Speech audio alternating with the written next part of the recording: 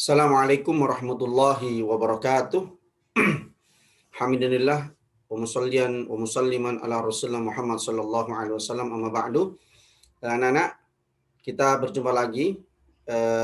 Ustaz Zainal seperti biasa menyampaikan isi dari kitab Sulam Taufik. Semoga kita mendapatkan berkah dan manfaat dari ilmu yang akan kita pelajari ini. Sebelum Ustadz menjelaskan kelanjutan dari pembahasan kitab Sulam Taufik, Ustadz ingin mengajak kepada kalian untuk baca Fatihah kepada Rasulullah dan kepada yang menulis kitab Sulam Taufik. Bismillahirrahmanirrahim. Ila hadratan Mustafa Muhammadin sallallahu alaihi wasallam. Al-Fatihah.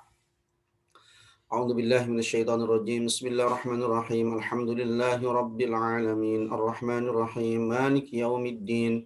Iyyaka na'budu wa iyyaka nasta'in. Ihdinas siratal mustaqim. Siratal ladzina an'amta 'alaihim ghairil maghdubi 'alaihim waladdallin. Amin. Sun ila mu'allif hadzal kitab al-habib Abdullah bin Hasan bin Tahir wa nafa'ana bihi wa bi ulumihi fid dharain. Amin. Al-Fatihah.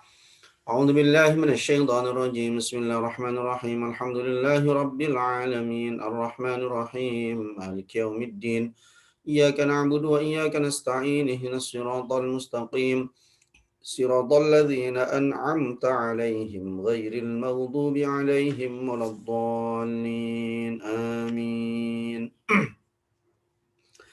بسم الله الرحمن الرحيم قال المؤلف رحمه الله تعالى ونفعنا به وبعلومه في الدارين آمين. Bismillahirrahmanirrahim. Faslun yajibu 'alal musiri nafaqatu usulihil mu'sirin wa in qadaru 'alal kasbi wa nafaqatu furu'ihi idza asar wa 'ajazu 'anil kasbi li saghirin aw zamanatin wa yajibu 'ala zawjati nafaqatu zawjah wa mahruha wa 'alaihi laha mut'atun in talaqaha wa 'ala malikil 'abdi wal bahaim nafaqatuhum wa alla yukallifuhum minal 'amali ma la yutiqunahu wa la yadribahum bighairi haqqin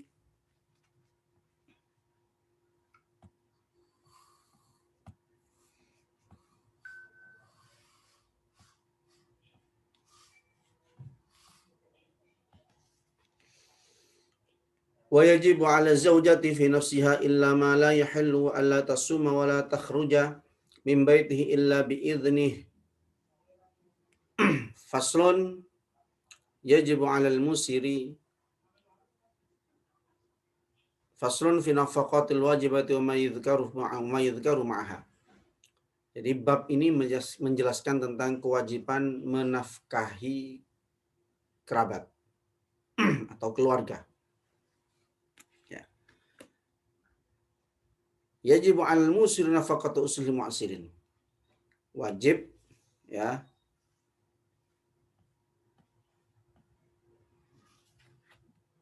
bagi orang tua yang mampu, yang kaya, memberikan nafkah kepada anak-anaknya yang miskin. Meskipun mereka mampu bekerja. Gitu ya.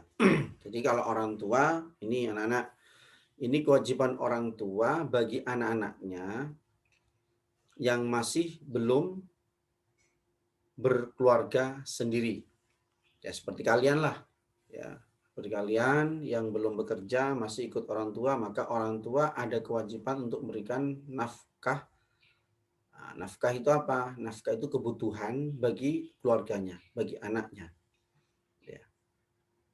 Nah, meskipun seandainya ada anak yang sudah bisa bekerja, ya, tapi dia belum menikah, maka bagi orang tua tetap ada kewajiban memberikan nafkah kepada anak-anaknya.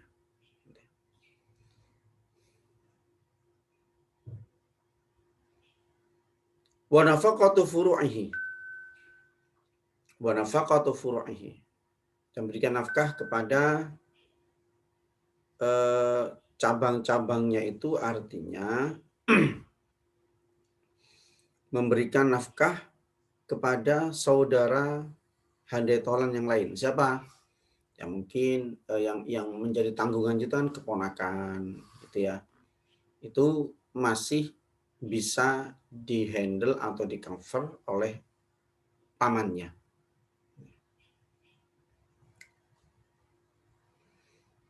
Idza a'saru wa ajazu. Kalau memang keponakan ya, atau kerabat yang lain ya, itu memang dia membutuhkan karena dia lemah ya, karena dia miskin atau dia karena terlalu kecil, maka yang wajib memberikan nafkah kebutuhannya adalah paman untuk kerabat ya. Atau kalau kakaknya ini sudah mampu memberikan eh, nafkah, berarti kakaknya memberikan kepada adiknya.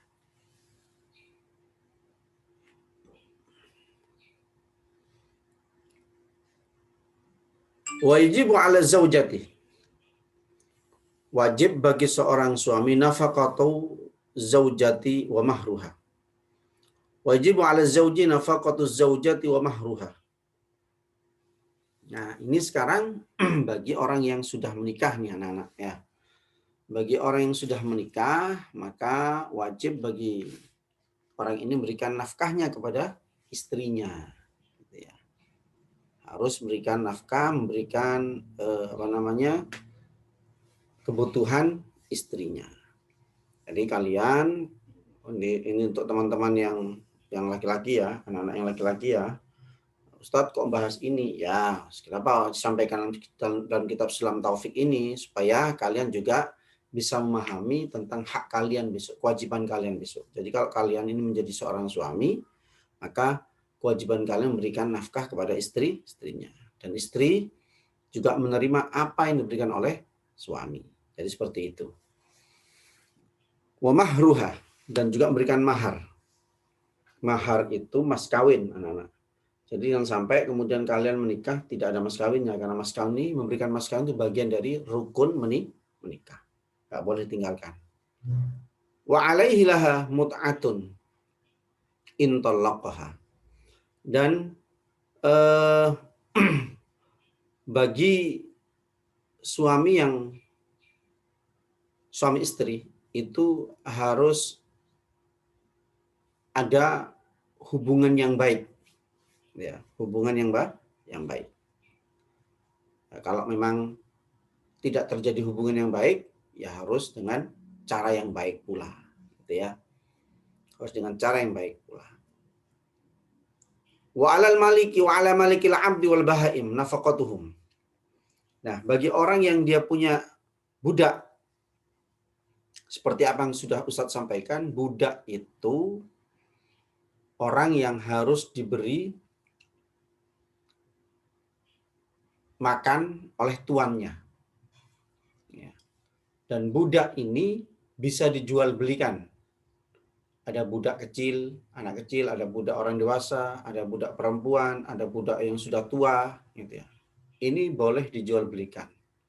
Sekarang kan nggak ada Ustadz. Ya alhamdulillah sekarang tidak ada perbudakan, gitu ya. Sekarang sudah tidak ada perbudakan. Kalau ada perbudakan, maka bagi yang punya budak harus memberikan nafkah kepada budaknya.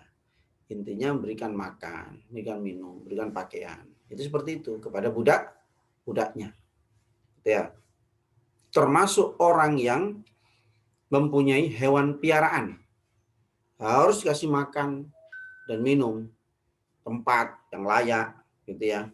Jangan sampai kita punya hewan peliharaan, kemudian hewan peliharaan kita ini tidak terurus oleh kita.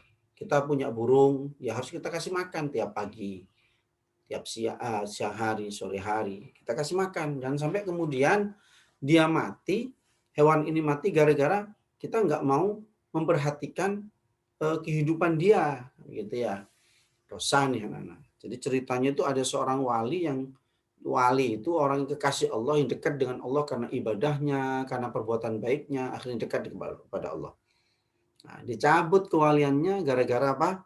Cuman gara-gara dia lupa tidak memberikan makan burung itu, sehingga burung itu meninggal dunia, mati. Nah, dicabut kewaliannya oleh Allah.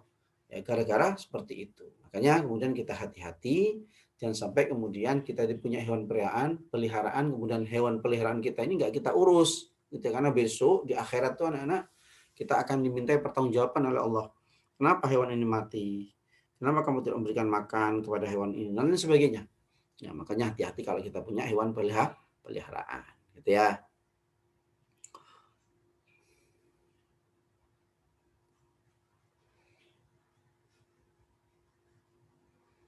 Dan juga tidak boleh membebani kepada hewan peliharaan kita ini beban yang berlebihan. Nah, contoh beban berlebihan itu anak-anak ya, beban berlebihan itu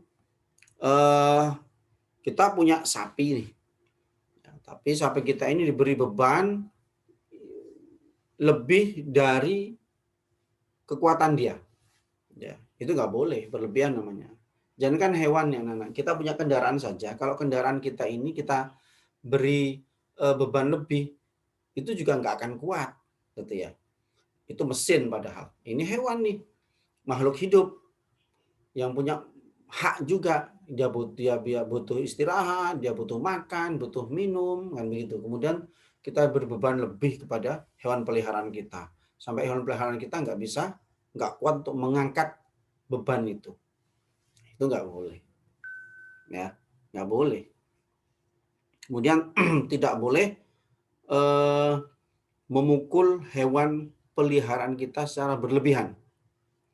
Ya, pernah ada suatu ayat menjelaskan tentang seorang sahabat yang memberi beban lebih kepada hewan peliharaannya. Ketika Nabi Muhammad kemudian lewat di situ, si onta, kebetulan onta hewan peliharaannya, onta ini menangis. Tangisnya onta cuma Rasulullah yang tahu, gitu ya. Cuma Nabi Muhammad yang tahu. Nah, kemudian Nabi Muhammad bertanya, kenapa kamu menangis?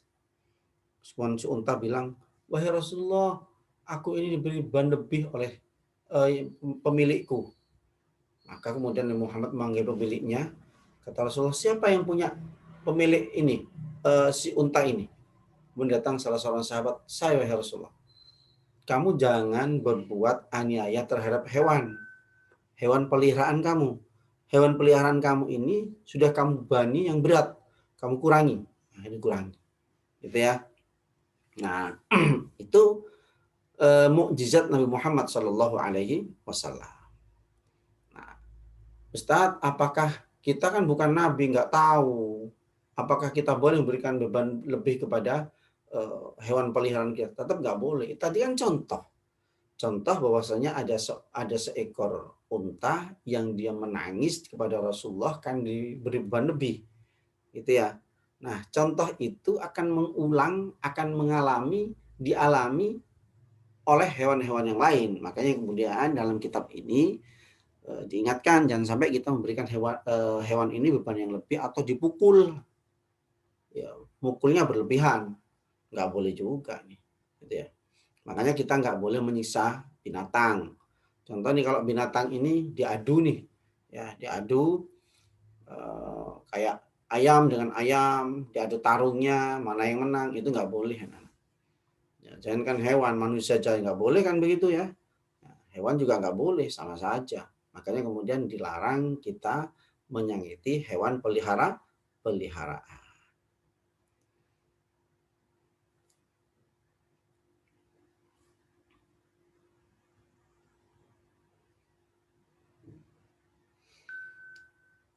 Wajibu ala zaujati fi nafsi illa ma yahillu.